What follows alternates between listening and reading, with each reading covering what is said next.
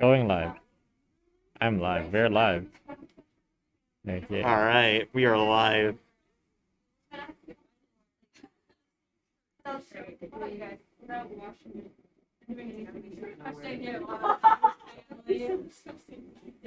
I probably remember what I did on the way. Oh, I had to make like a million like Christmas cards over break. So my mom was like, "Can't you jar?" Fine. She told me to like for the 23rd. Okay, good. They can see. They can hear the. Yeah, you can actually hear the background. Wait, let me. Yeah.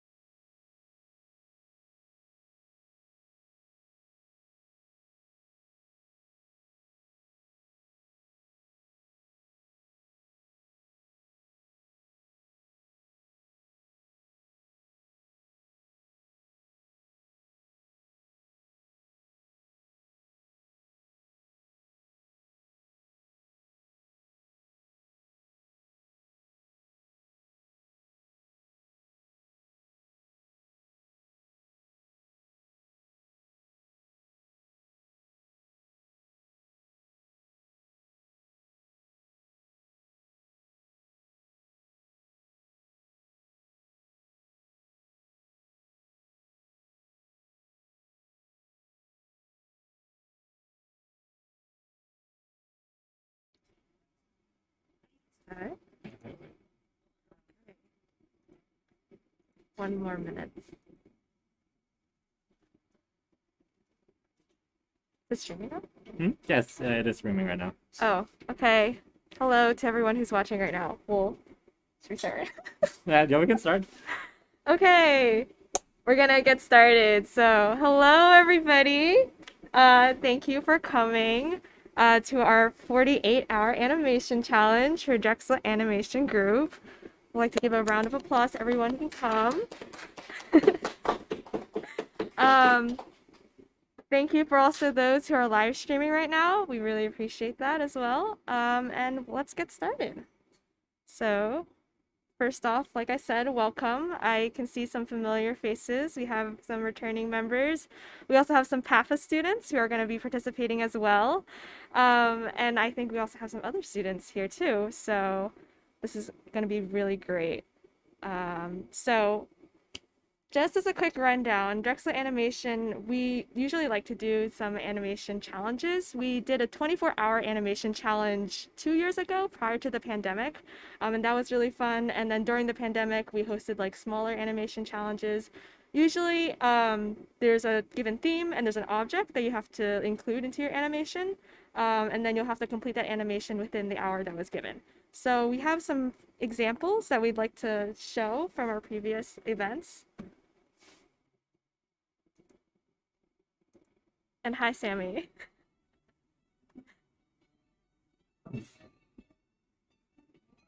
Oh no.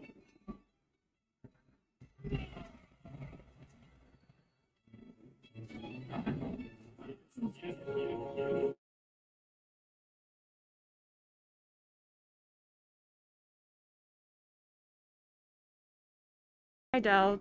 This was during our 24-hour animation challenge in which the theme was reflections and the item was crown. So we have another one.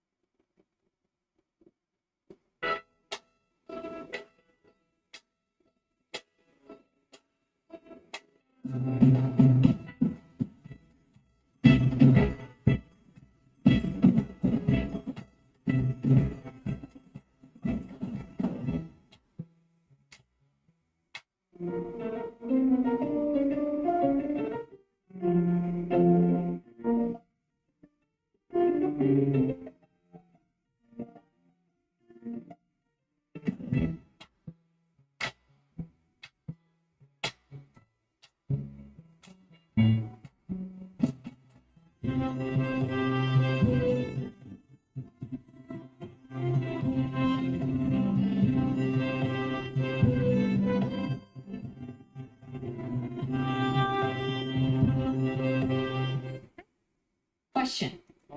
Not a question. All right, next one. Narcissus, when was the last time you were with someone? Narcissus got tired of his right, so Narcissus is lefty now. I think you need to start sleeping. Just be confident. Make it till you make it, you know? But it's so hot. It's so ugly. Just trying to turn him to stone. Welcome to me restaurant. Best seafood in all of Olympus. How many are we today? Oh, I'm here for a date, actually. He might actually be here. You can do this, Medusa. Just do yourself. Hey. Whoa. You don't look like your TV profile. I'm going to go powder my nose. Hey, girl. You look like you. Hi. Okay. Listen, I... Lucy! Hey, pretty lady. Want to get married? Ah. 5 years later. Ah.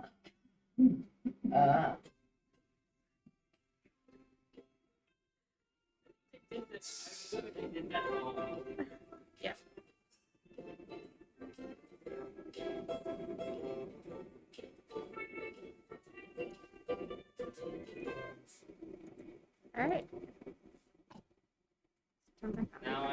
Right. Is the audio good? I think so. Yeah. Okay. All right. So those were some of the previous examples. Then let's just jump straight to the rules. Okay.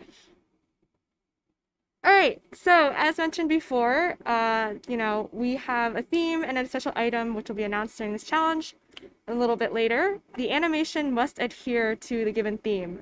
So the theme is pretty vague. It will be open to interpretation.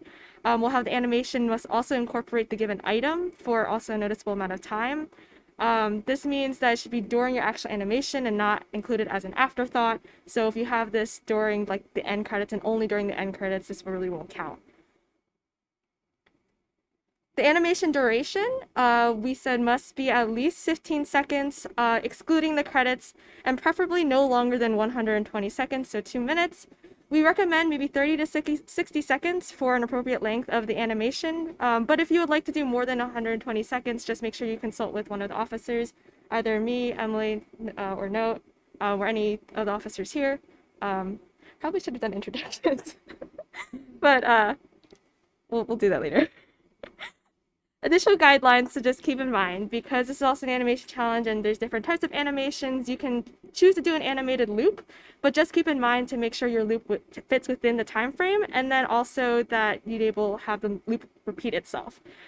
So like we said before, you can have like hand-drawn animation, keyframing, stop motion, and other frame manipulation, etc.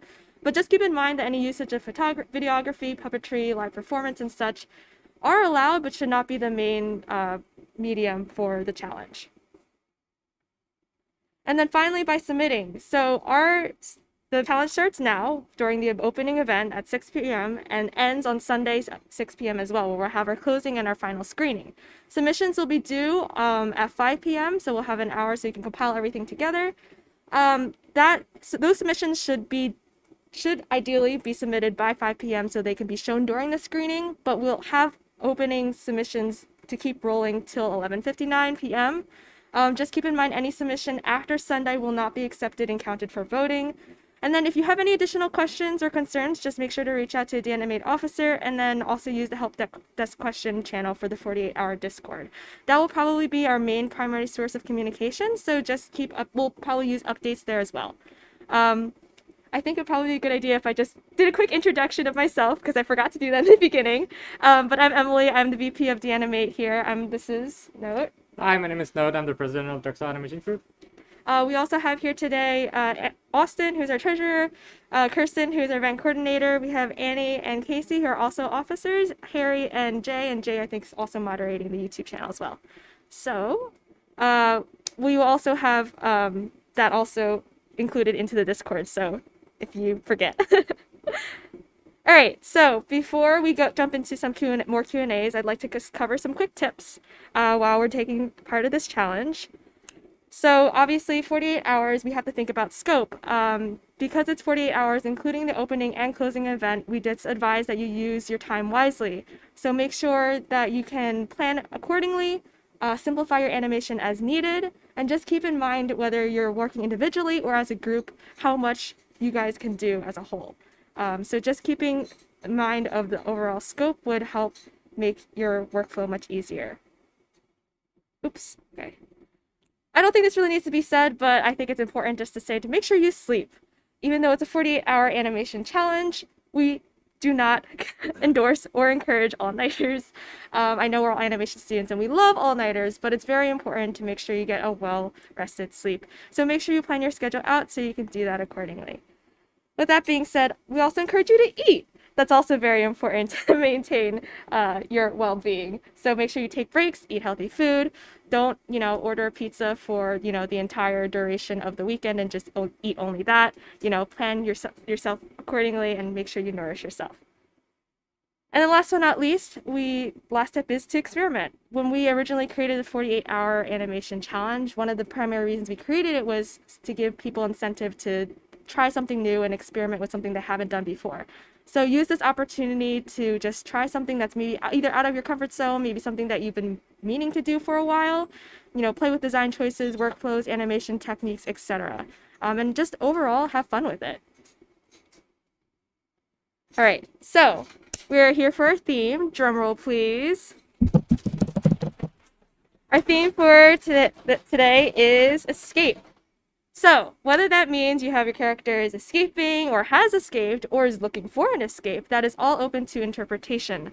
Like I said, if we want to have flexibility with what you want to interpret, so this is a theme.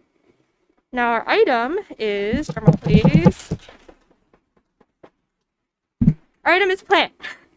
It's very vague, and we'd like to keep it that way, but we want to make sure it was very flexible so that you can create whatever plant that you want. I just like to make a note of the fact that when we are, when you're doing this challenge, this will also be part of like a voting session, and we want to make sure that people can identify that it is a plant. So, make sure that what you have in the scene for the item is non-disputably a plant. So if you don't give us a bowl of fruit and say it's a plant, I think that's fair to say, right? Okay. So, with that being said, I think, Note, do you want to cover the agenda? Yes, so, well, the opening event is right now, and right after this, I will be doing a presentation on the pre-production to help us generating ideas or some things to keep in mind while planning for the animation. And, from then, or like from, technically you guys can start working right now since you have the theme. But after that, it's pretty much work period. You can hop on Discord, hang out, feel free to hang out at Urban and just work together, or go home, get some rest, start working in the morning. But tomorrow morning, Saturday at 11 a.m., we will have another workshop. It's going to be a production and post-production workshop, and we will put out a poll on Discord and see like if there's specific topic that you guys want us to cover in terms of post-production. We'll probably go over like audio editing, color correction, and that kind of stuff. But if you have any suggestions or things that you are curious about, feel free to drop in the general Discord channel or Q&A channel. And of course, Emily said before, 5 p.m. on Sunday, so 2 days from now, the screening deadline submission is due. That's 5 p.m. on Sunday, and then we're gonna have our screening session. We're gonna both live stream on YouTube and have it here at Urban on Sunday at 6 p.m. And if you want to adjust anything, feel free to do that and submit at the end of the day on Sunday. This is all in Eastern time, just for clarity. And we're gonna have our voting starting on Monday at 9 a.m. and then end Friday at noon, and we are gonna announce our winner both on the Discord and at our general body meeting next Friday at 6 p.m. And just as a heads up for this whole schedule and agenda, this live stream will be recorded so you can reference it back, and then we'll also post additional information in the Discord. All right. Okay, so I think we ran through that pretty quickly, so I'll leave the floor open to any questions or comments that you have. We'd be happy to address them right now. Anyone have any questions?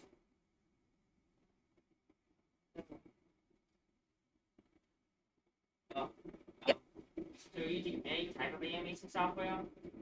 Yes. Yeah, you can use anything. You can use 2D, 3D, stop motion, anything you... Oh, Houdini. Yeah, if you want to use Houdini, go ahead. Feel free to use any software that you're familiar with. We asked that it has some sort of animation in it, so anything that kind of is like a frame-by-frame basis creation, or anything that you can consider as animation is counted for this challenge. And you feel free to use any assets that you can find online or any previous assets that you've made. But Make sure make sure you credit any assets that are not yours, and try to make something unique out of this event. Make sure that you're getting something out of this experience, because this is kind of like an open-ended event. You put in what you can, and you get what you put in out of it. Yes, Kevin? Is there a minimum or maximum? Minimum of one, Team. since you will. I You know a work lot as of people are doing individual solo. as a group. Yes, I think and yeah. group, honestly, as many people as you can find. I know that it's a weekend challenge, and if you have a team that you want to work with, we're not gonna stop you from being together as a team. Yeah. So we have in this YouTube comments, Sammy asks, does a nuclear power plant count? I don't think so. I mean, we said plant, and I know that's very flexible and vague, so I want to say yes. Sure. Yeah, we can say yes. So if you do make a nuclear power plant, we know that's you. Taylor asks, the participants don't vote. They do. Yes, and everyone can vote. Yeah. We're gonna do like a first tier, second tier, third tier kind of thing. Or should we not do that? We are going to do voting submissions based on top picks and also based on how well you've interpreted both the theme and the object. We're going to have more information in terms of how people are going to vote later on. After this live stream, we'll post it in the Discord. But yes, participants, people outside of Drexel as well, can also participate in the voting round. Cool. Anyone have any other questions? Nope. You're welcome. Alright, should we move on to the... Yeah, all right, cool. So that concludes our opening event.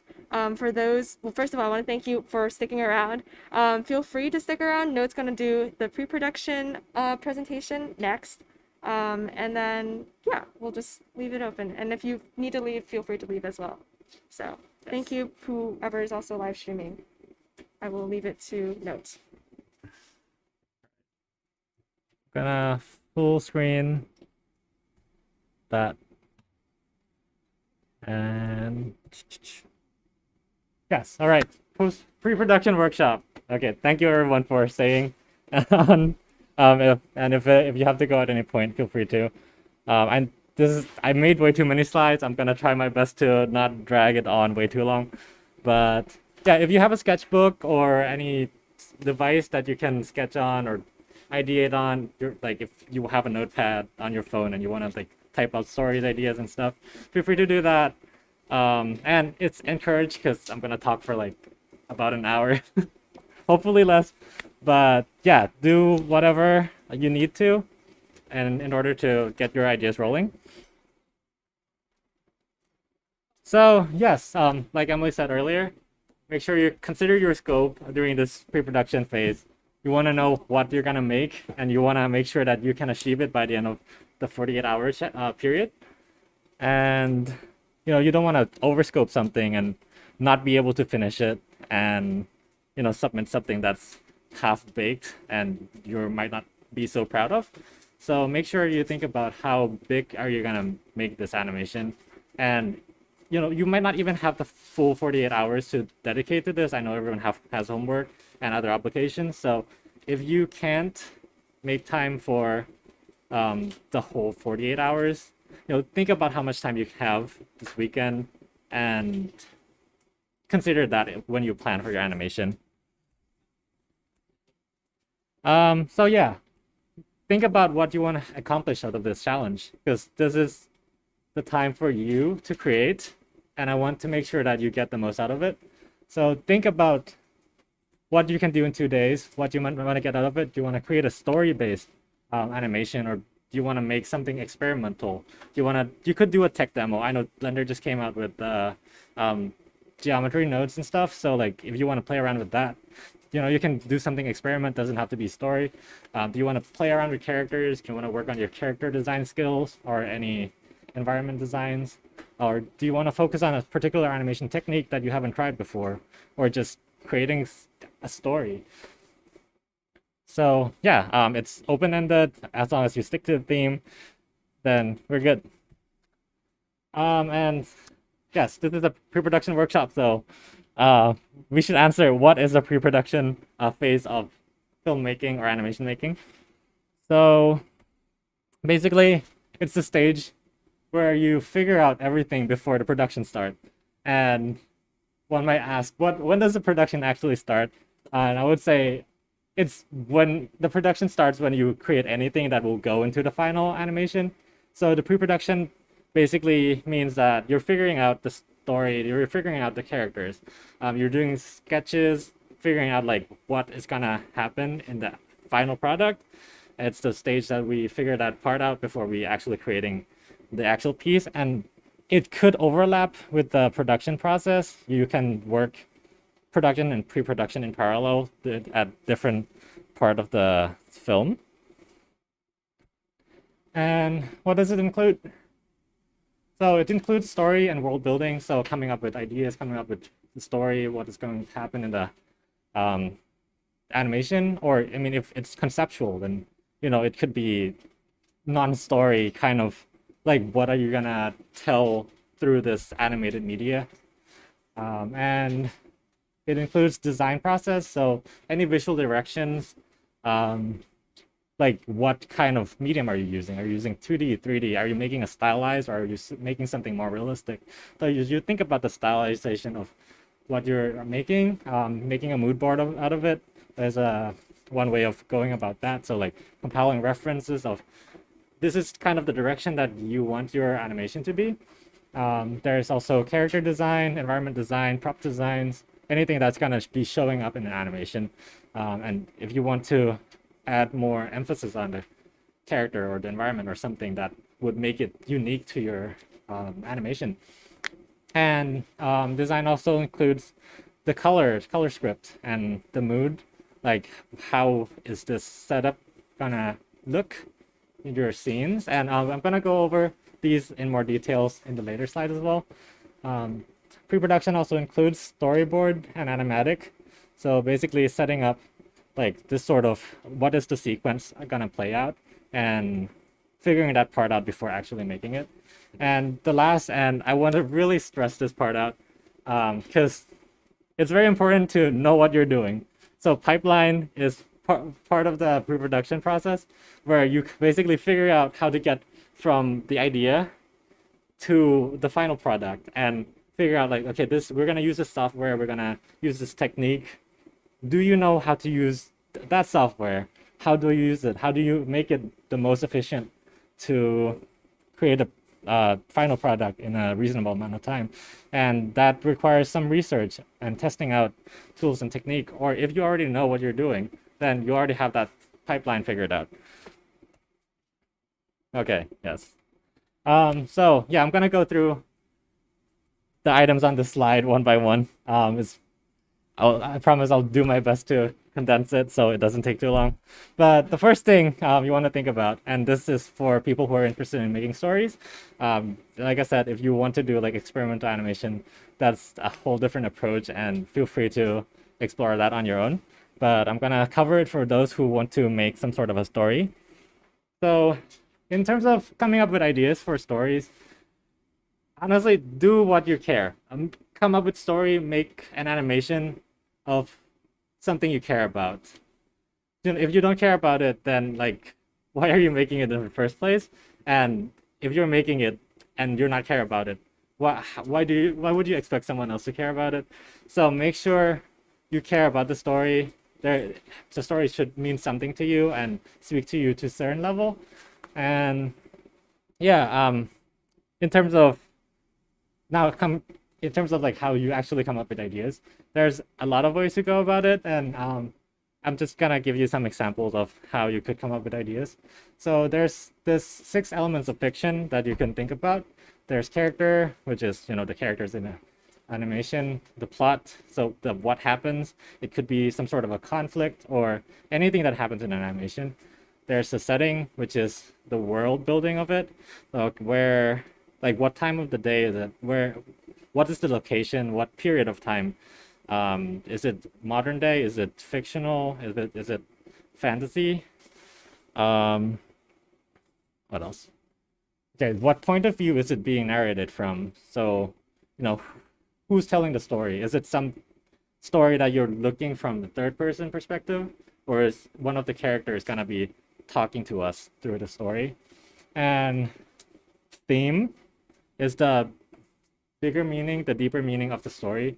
So like you could start with a theme, like a moral of the story, like what is the morals of the story that you want to tell through this animated media? Or it could be symbolic. This could also be like a cause that you want to create this animation for. Maybe you want to speak on the environmental issues or any issue that means something to you. You can start with the theme and then build everything else around it. The same goes for any of the 6 elements. If you have something in mind that you like are passionate about, so you have a plot that you find really interesting, you can start from there and then fill in the gap of with the other parts of the elements of fiction. And yeah, same goes for character as well. If you have a character that you think would be interesting to tell a story through, you can build everything else around that. And lastly, the style is basically your signature and the tone that you want to convey the story. Do you want to make it funny? Do you want to make it more serious? Do you want it to be like action comedic type or romantic? So that's up to you, and it's your signature and it's your voice. All right. Next, like I said before, after doing something you care about, use things that you know, write about what you know, start with real life, tell the story through your experience. So like by writing a story or creating an animation or story that from what you know, you are that person who has that like knowledge base to make this happen, and you don't have to spend so much time doing research. And since it's from your perspective, then you can reflect on a lot of things that you already know. And of course, you're not going to know everything, so make sure you also do research. And I'm going to use the example of Raya, because even though the head of story for Raya, Phonvirsantan, is a person from the Southeast Asian culture, she and her team still has to go and research the culture, because Southeast Asia is a subcontinent of 10 different countries, and being born in one culture doesn't mean that you're gonna know everything about the other culture. So some research must be done in that movie, and they did an amazing job doing the research. And another way to come up with story is remixing something that's already out there. And Disney does a lot of that in the beginning of the animation. So like the Jungle Book was based on Rudyard Kipling's The Jungle Book, and they basically made a remix of it, made an animation that a lot of people see, and they might not have seen because it's I think it's like based in India, or like the book was originally. Well, not a lot of people know about the book, but we know about the animated version of it. And the same as Snow White, Disney did a remix of it, get rid of the gruesome and the weird part, and make it a family-friendly little story. So that's another way of going about coming up with ideas for story. And when you write when you write a story, think about the 3-act structure. How are you gonna pace your story? How do you keep the audience engaged? So you would build up slowly and then make sure that the audience connect with the character from in the act 1, and then in act 2 you kind of had that like midpoint where there's this something that happens that this character goes through, and they can't go back into the person who they were in act 1 or before the story starts. And then that keeps building up into a climax where like this big event happened, and like basically from act 1 all the way to act 3 they're pushing for something, they're like in search for something, and then the climax happened, which is when like this is the moment where everyone's waiting for, the big moment in the movie. And then after that, like there's a dissolution and going down to the end. And make sure you make the ending interesting as well, because you don't want to like make this epic journey going into like this super cool something happen in act 3, and then it's just like some boring ending that like everyone expects. So make sure you keep think about what is expected, and think about what will make your story memorable, what will make this animation memorable, because you can make something and if you are taking this challenge as challenge for yourself and making an animation. You might not have to worry as much about, doing something super unexpected, but it would be cool if we can see something and we remember it like a year from now. We're like, oh my God, this animation from 48-hour animation was so cool. And people reference it, like, why not push for more? Why not like do something that could be inspiring to other people? And make sure you keep the story simple. You have 2 days, like, as you know, so don't overscope it. Don't make something super complicated, and make sure the audience can follow because you're gonna have this short animation. Don't build like a 10x structure that will get condensed so much that like you don't know what's gonna happen, like what's happening. Make sure anyone can like watch and understand what's going on, because if not, it's gonna break the story.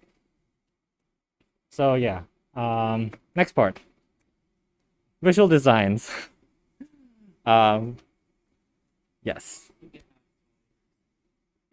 So in terms of visual designs, there's a lot of aspects, but basically it's anything that you're gonna see, and whatever you're gonna see on the screen has to be designed and thought of at some point in order to put it there.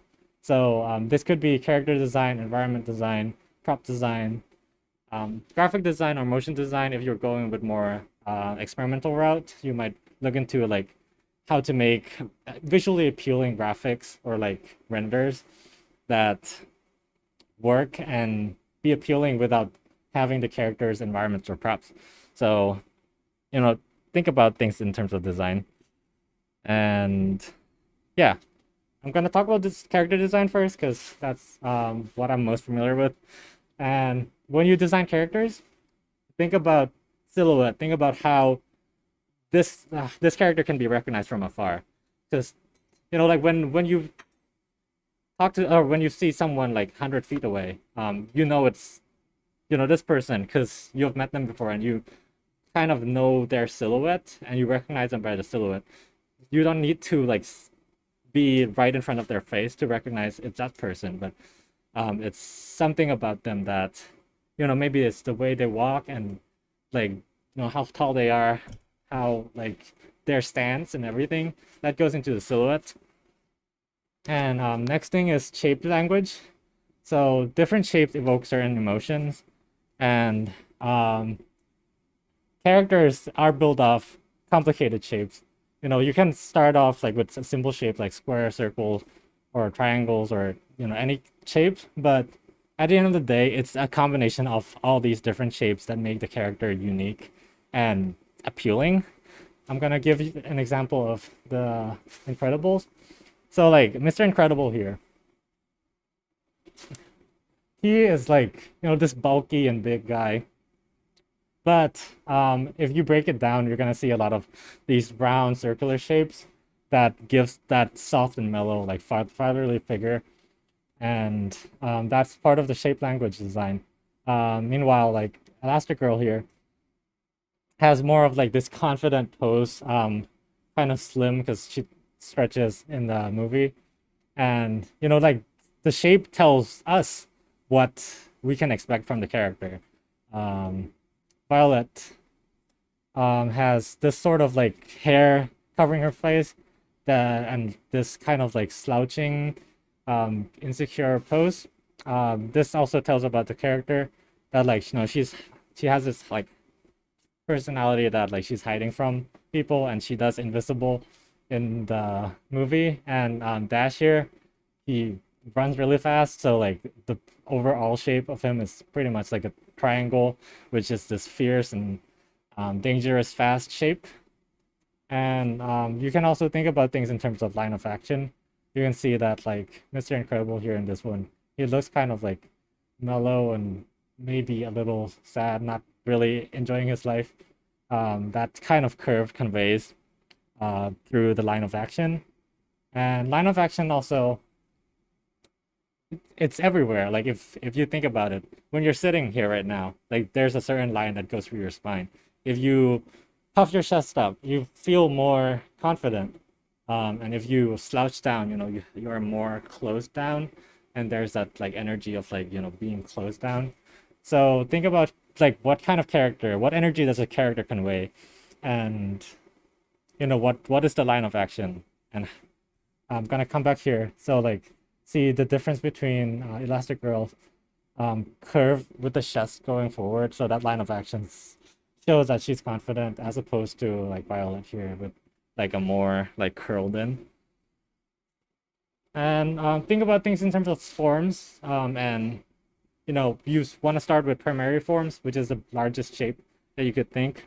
Again, I did a breakdown here, like these big circles would be primary forms, and then you add more details into it, and then you add more detail into it, so it like fulfills that visual gaps.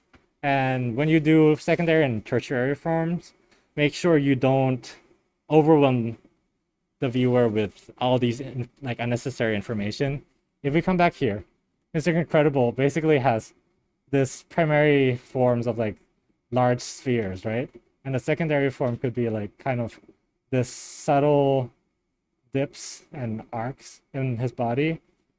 But for the most part, like he's a big flat shape with some details on it, and his face would have the most detail with the tertiary form and maybe the logo here and the hands. But you don't have to put all the details everywhere. Give some space for the eyes to rest as well when you design your character or anything in general. Like it doesn't have to be character, it could be like a cube. How do you make a cube interesting? You add like certain details on certain edges, but don't like populate everything with chaos. So yeah, so think about forms, don't overwhelm the audience. Next one, caricatures. This is very specific to character designs, but if you want to get into character, and this might not be something you do in this challenge because it takes practice to make good caricatures, but study caricatures. Study how human has different facial shape, and how does that, what does that tell about the characters? When actors are casted for movies, there are certain caricatures or facial features that they are looking for. And like some people have this like face structure that could look like a villain, but they can't be like the main character protagonist because they just don't have the face for it. So that's something that you should think about when you design characters. So you can look at different actors that like does heroic roles or villain roles and study their faces and like see what kind of face shape like conveys certain emotions. And the next few slides just some examples of caricature artist works. Over here on the right, you can see that like these faces are so simplified. You can break down into like basic shapes, like this body here is kind of rectangular, squarish, and then the faces are kind of like in this oval pattern, but they all have their personality. They are different. So even the subtle details make a difference in the characters. And here there's like this, I would say, line of action that like goes across that makes these caricatures so expressive. So that's also something that you can play around with. And last one, this is also Alhurst Field, the same artist as the first slide. This is the caricature of the Beatles, and like you can see how simplified the shapes of the faces were, but you can recognize them as the different members. So that's what Okay. it's what states.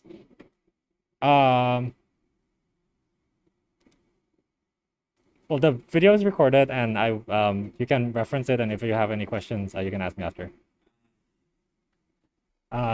Sorry. Okay, the next part is costume design.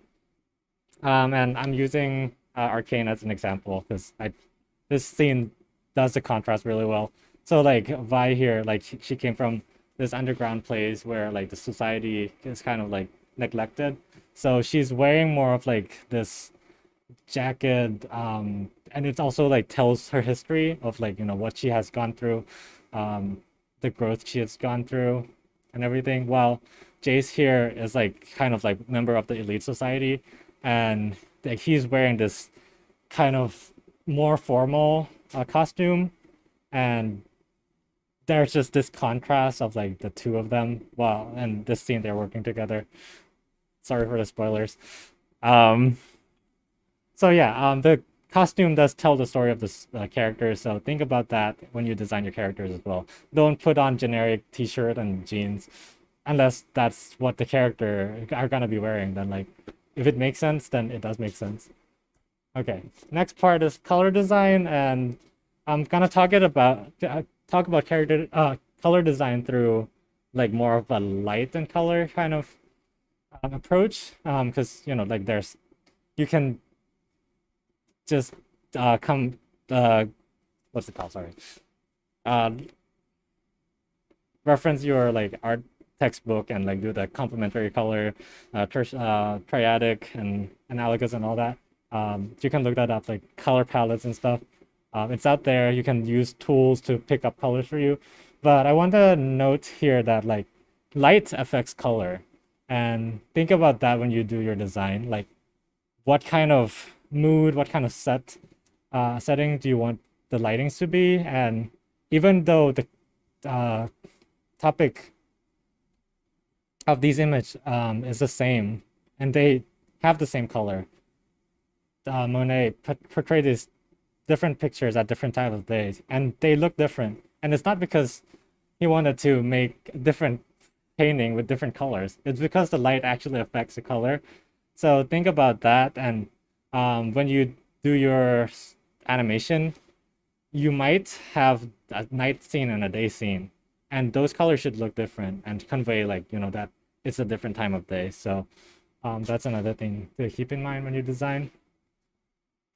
And this is more for like kind of a feature film, like larger production, and like how the story goes through like different stages, and having this color script to describe, this for example, this Cloudy with the Chance of Meatball color script in the beginning is kind of more desaturated, kind of like grayish tone.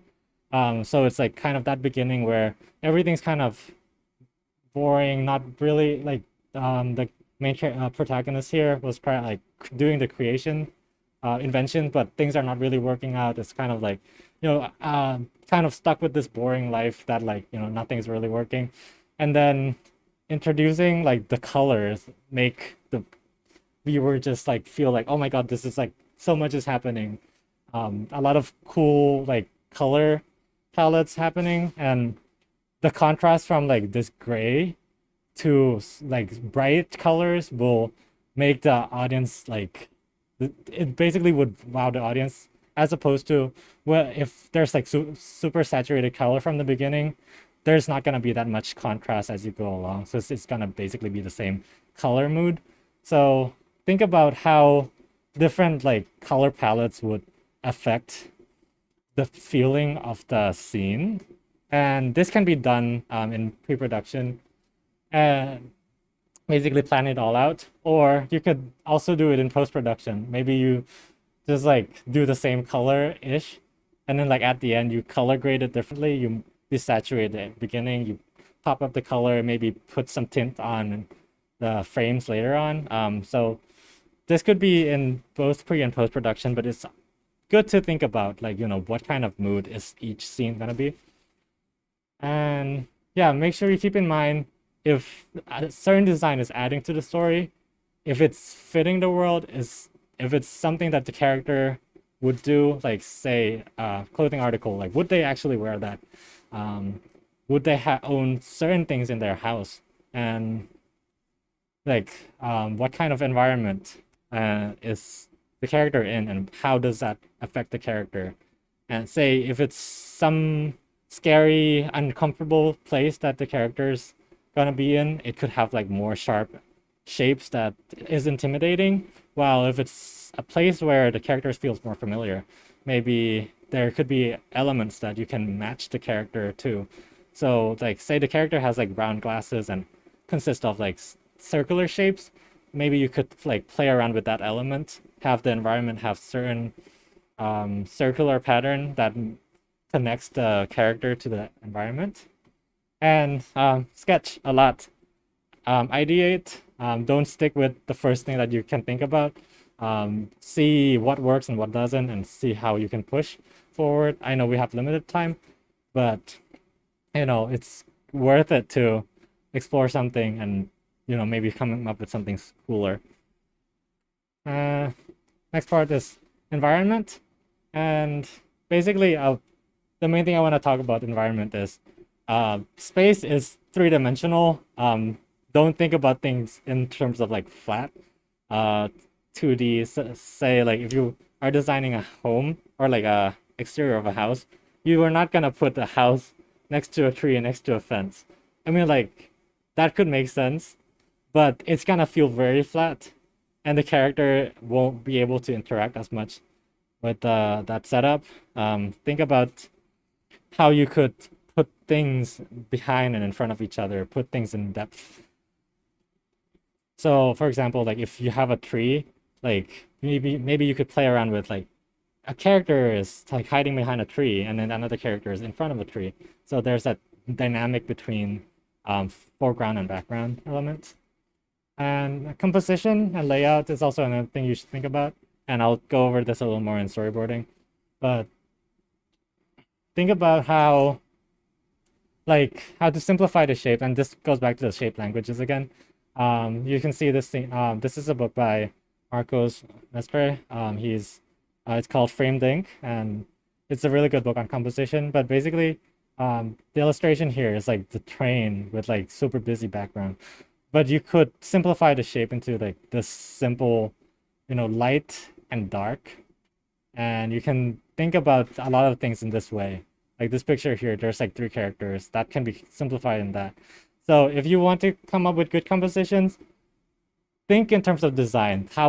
Think in basic shapes and then add on to it, add the characters back into this scene, and play around with the composition. And of course, like there's the rule of third, golden ratio, and all the composition technique that you can like reference. But make thumbnail sketches and see what feels right.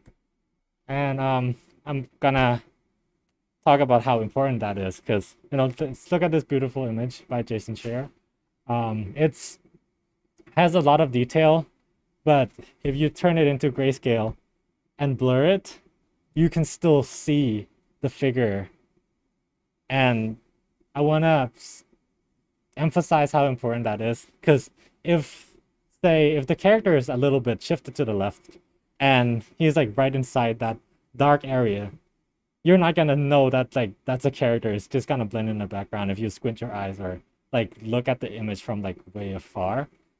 So think about how you can frame so that the character is visible, or any details that you want to emphasize in that scene. Make sure that you have this clear silhouette. Going back to the first slide that I talked about in visual design. And some YouTube recommendations. I followed Modern Days James for a really long time, and he goes over a lot of like design stuff. There was one video that he breaks down like knight armors, and he did his research and break down into like how to like what they actually wear back in the day. So I do recommend this YouTube series. And like if you want to do environment, his world building is also a pretty good resource. Another one is Mark Bucci. He does the series of like 10 minutes to better painting, and like it goes into like colors and lighting and all that. So the resource is there. Next, storyboarding. We're halfway through.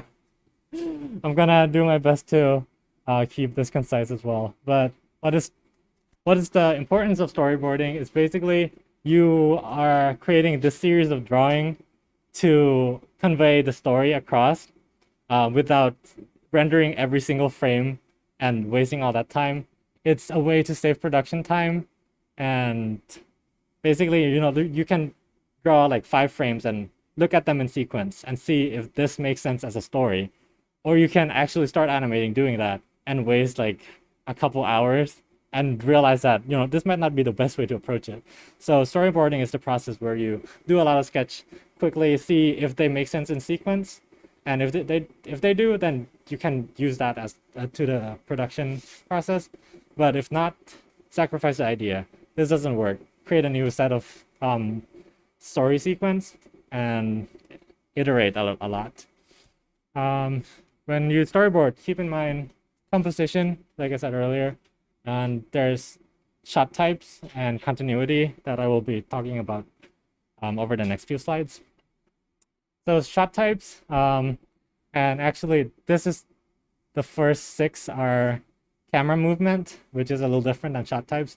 So I'm going to talk about these first, and then I'm going to come back to the camera movements. So when you create a scene, you want to think about, okay, what is the information that the audience needs to see?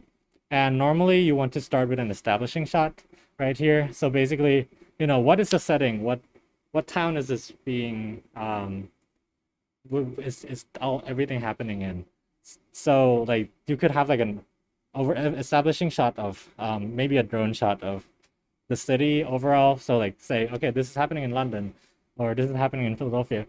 And after that, we can go into a full shot where you see the character. So establishing shot, you don't necessarily see the character in this frame. You could, if it's kind of like a playground area, and then you see like, there's some kids running around, and maybe one of the main character is one of them. But the full shot is basically when the main character like fills up the full screen. Normally you see from the head down to the feet. So you see the full character in frame, and they may be doing something, and this will help establish where the character is relative to everything that's around them. So you see the dog here has like these little plants. So like, the plant is around them, and maybe that's something that the character would be interacting with. And some other shot types, basically medium shots shows like the character interacting with something. It's good to show like hand motions or movements that are broader, while close-up shots is better for like something that you want to like emphasize on. If you show like the character like grasping the hand, it won't make sense if like you put it in full shot, because like the hand is so tiny relative to the camera. You could do a close shot or an extreme close shot to like get that hand detail in and seeing that the character is pulling up a fist or something. And next thing to keep in mind is like, what kind of position is the character in? An up shot and down shot, and there's like different ways to call these shots, but these shot types allow the audience to feel, like if the character is superior or inferior to another character, or like if, say like there's a master character on the throne, he could be in an up shot, showing that he's in like that higher position, more powerful position, as opposed to like a minion character that's like being looked down on. There's like less power. There's that power dynamic in the shots with the down shot. And over the shoulder shot is like when there's 2 characters and they're talking to each other. You can use this as a framing composition. Say you can have like some sort of a shoulder over the shoulder there to frame the other character. And yeah, these are just different types. And you can look up interesting like shot types online and find like good examples of how to frame them. And then I'm gonna touch on the little camera movement a little bit. You might not actually end up using this, but it's good to know different ways to move the camera. So the first 3, zoom, pan, and tilt, the camera actually doesn't move in space. It stays stationary. Zooming is basically when you turn the lens in or you digitally zoom the shot in. And what's it called? So the camera stays, but we basically crop into this character. Panning and tilting is basically rotating the camera in X and Y position. So basically the camera just turns but doesn't move like in space. To contrast with that, like dolly is basically when you move the camera closer to the subject physically, and truck and pedestal is the same thing when you move the camera like up or sideways in space. So and that would give different effects of how like the the audience would actually feel, because like panning would not let you move in space, while trucking like lets you like go farther in distance. So that helps with like the perspective of like where you're seeing. Another thing to keep in mind is continuity, and I'm gonna explain it in the next slides. But continuity is basically if you like have something going on, you want to make sure that the audience is following. And for example, here this 180 rule is pretty important for like multiple character in the scene. So like if you have one shot here with the blue character in the right and the yellow character in the or blue character in the left, yellow character in the right, you don't want to like add the next shot where the character just swapped place and it's just because the camera is flipped to the other side. This is gonna make the audience confused, because the two of them have the same pretty much similar silhouette, and if you flip them, you might confuse someone that like this person is the same as that person because they are in the same position. And I'm gonna illustrate through examples in the next slides. Another thing is also when the character is moving. This is a scene from Coco, and Miguel is like running from screen right to screen left, and the shots basically keep the character running from right to left consistently, because he's heading toward the home. So this is important, because if you flip them, it's gonna look like he's running to the left and he's running to the right, back to where he came from, and like it would get confusing, like which way is he going? And by keeping the right and left side being like that home that Miguel is going, it will make sense for the audience to like, okay, he's going back to the left side. That's where his home is and where he's heading toward. Another one is the same thing. Like if you want to have the two characters in the scene, and if you want, say you want Miguel to go to the left, like you can't just cut from this to that, because it's gonna swap the character position and it might confuse some people. The best way to go about it is to actually have the character walk past the other character on screen. So this 2 or 3 frames right here, you see that Miguel actually walk past, and there's that like visual continuity of, okay, the character's on the right and now he's passing and going to the left. So keep that in mind when you do your storyboards. And briefly talking about animatic is basically using the storyboard that you create and time it so you know what the timing is going to be for the final movie, because maybe there's like this one frame that's going to take a really long time to let the audience sink in the feeling. And if you like cut it too short, if you don't have an animatic, you might like frame the animation for maybe like 2 seconds, which might be too short. I know 2 seconds sounds long, but it's actually pretty short. So you have to plan that. And if you're gonna make an animation to fit in that time frame, if you plan for only 2 seconds, you're gonna have only 2 seconds worth of clip. And if you actually need 5 seconds, then it's not gonna fit. You might have to like reuse the footage and it might look weird. So it's good to know how long you need the shots to be by making an animatic first. And you can make an animatic by just like, if you make your storyboard on paper, you can take pictures, throw it in Premiere or any editing software, and then just like put them together. Same for After Effects. You might have to like layer them up a little bit. And some storyboard software, I'm gonna just put it out here for people if like you don't know what to use. Of course, pen and paper is always there for you if you want to do it physically, and there's nothing wrong with doing pen and paper. You can use different software like Storyboard Pro by Toon Boom, which has 21-day free trial if you haven't used it before. There's OpenTunes, there's Photoshop, or any illustration software that you have. Basically, you can have like, say you have Procreate, you can there's an animation feature in Procreate now, but if you have an drawing software that doesn't have animation feature, you can create different layers, fill it with white, and then just like draw on that, and then basically each frame is going to be a storyboard, and it should work the same way. Last thing, okay, pipeline. This should be shorter than everything else that I've talked about, but pipeline is very important, like I said before, but it's basically planning your approach. You don't want to start working blindly because you're not going to know where you're going. So make sure you know what you're doing. Make sure you know the tools that you're going to use. Ask yourself, are you 95 to 100% confident that you can make this happen? If not, set aside some time, figure out if this method is going to work. And if it doesn't, then figure out something else, or ask people who know what they're doing and like see if they can teach you. If not, like default to something that you already know.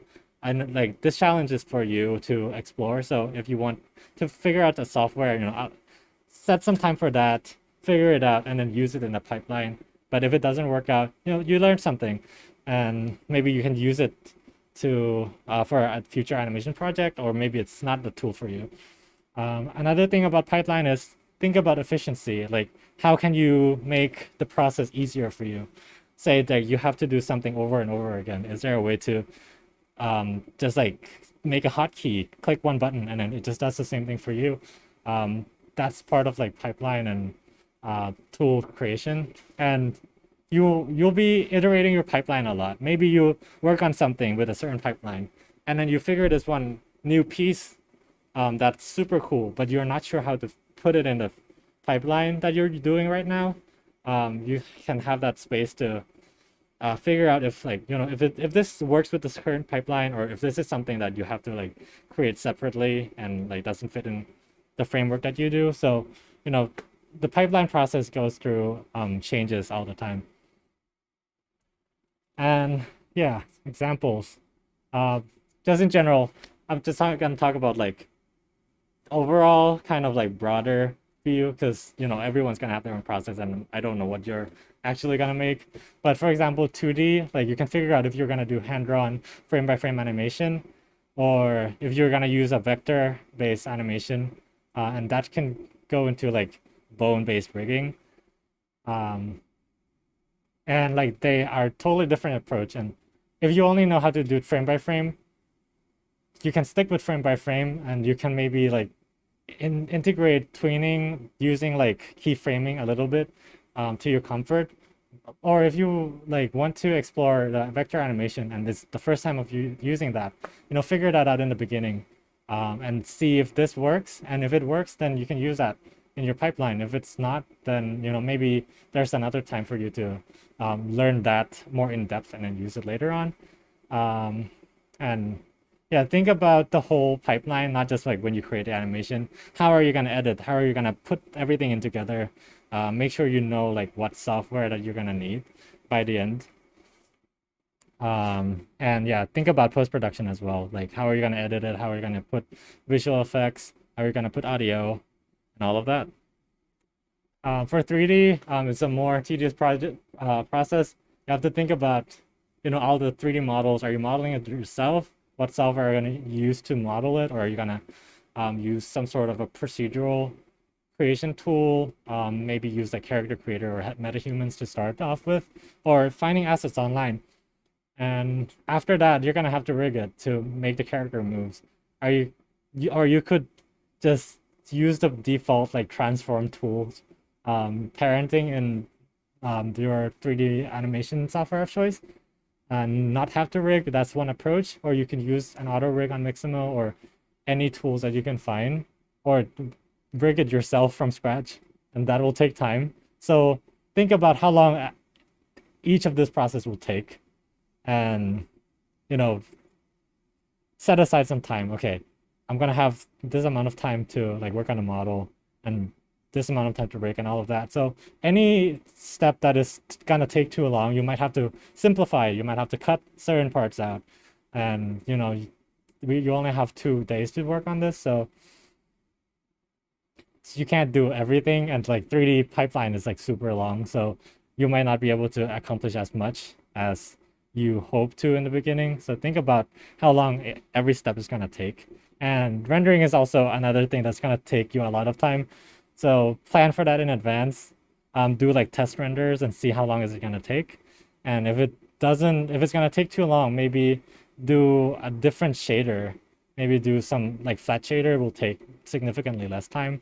And if you have questions on like any part of the 3D pipeline, you can ask in Discord and I'll be happy to help. And any of the officers too. We all have like 3D experience here. And yeah, I just want to share like, like it doesn't have to be the standard animation pipeline. You could do motion capture, you could do like face tracking, and then use like this is Touch OSC, which is an app where you can like send OSC data to your computer and use it to control different parts. And this was done in Blender. So, maybe you want to try this out. You can figure out how to make this. And I have experience with this, so if you're curious about this, then you can ask me. But yeah, experimental ways to create animation. And yeah, of course, experimental ways. So you can do motion graphics. You can like, do like abstract moving shapes and all that if that's part of the plan. Maybe you don't have time to create an environment. You can create motion graphics in the background to, fill out that visual gap and make something interesting procedurally. And yeah, procedural animation using Houdini or, back to this one. Well, like the hair here, that's procedural.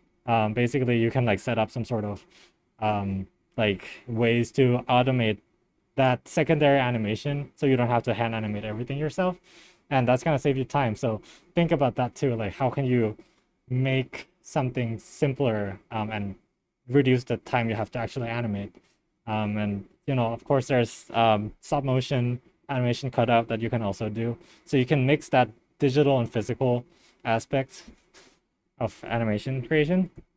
And yeah, tools, good old pen and paper and digital software. I'm just skipping through this now because I already talked about it.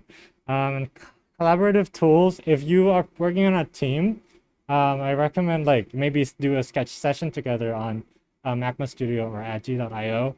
And basically it's digital canvas on line that you can share a link to your friends and you can start drawing together, and maybe you brainstorm your ideas that way and like hop on Discord call or something.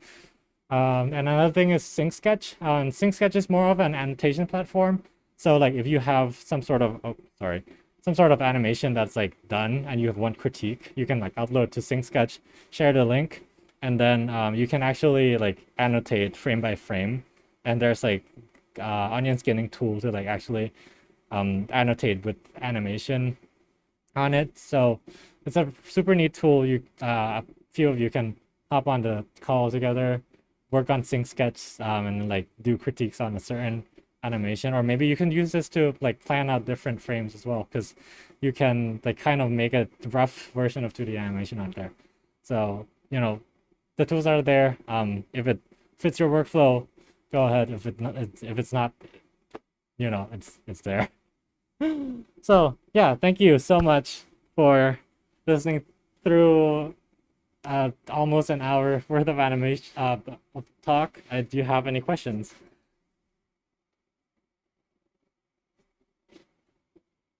Is there anything in the chat?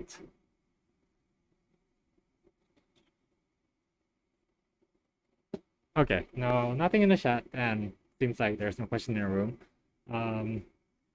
If there's any question at all, the Discord is always there, and you can ask in the Q&A and general. If you have specific questions on any approach, you can add one of the roles. Like say you have a 3D question, you can add 3D, and one of the 3D people might be able to answer your question. And yeah, so I'm gonna close the stream now. And if you have anything, Discord there.